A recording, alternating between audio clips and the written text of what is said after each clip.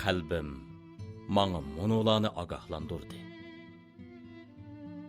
U manga kishilar nafratlangan ishlarni yaxshi ko'rishni, kishilar o'sh odamlarga samimiy muomala qilishni o'rgatdi. U manga mundoq tushuntirdi. Söygü hargizmi söygüchining vujudidagi ortiqchilik emas, balki söyülgüchining vujudidagi ortiqchilik.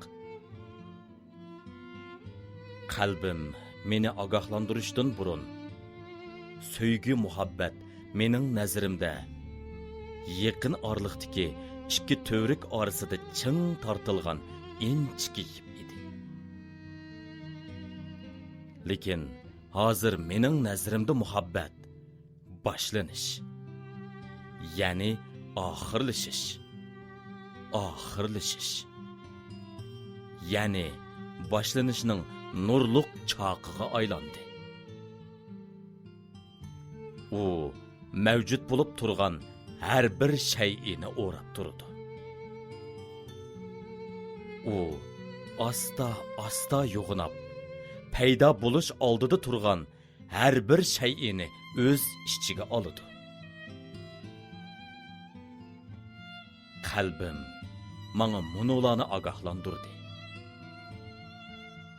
U manga shakil, rang tarafidan to'sib qo'yilgan go'zallikni ko'rishni, kishilar razillik deb o'ylaydigan narsalarni inchik ko'zitishni, toki shu narsalar mening nazarimda go'zal bir narsaga aylanguchi shunday qilishimni o'rgatdi. Qalbim meni ogohlantirishdan burun mening ko'ralaydiganim go'zallik istutak ichida titrab turgan yalqulli edi. Lekin hozir istutak g'oyib bo'ldi. Ko'zimga ko'ringani ko'yiyotgan narsaga aylandi. Qalbim manga munolarni ogohlantirdi.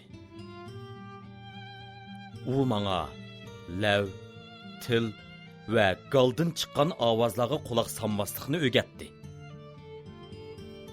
Qalbim meni ogohlantirishdan burun mening anglash sezimim shu qadar gal edi. Shavqin suran varang churungdan boshqasi quloqimga kirmaydi. Lekin hozir men jimjitlikqa quloq sola oladigan bo'ldim.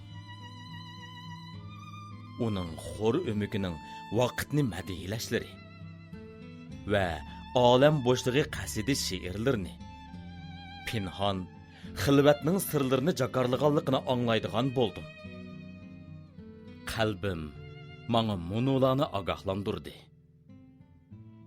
U manga siqib shirnisini chiqag'ili, jamg'i qo'yg'ili, qo'lga og'ili, eg'izga takkuzgili bo'lmaydigan narsalarning orasidan ussuzlig'imni, chanqoqlig'imni qondirishni o'rgatdi.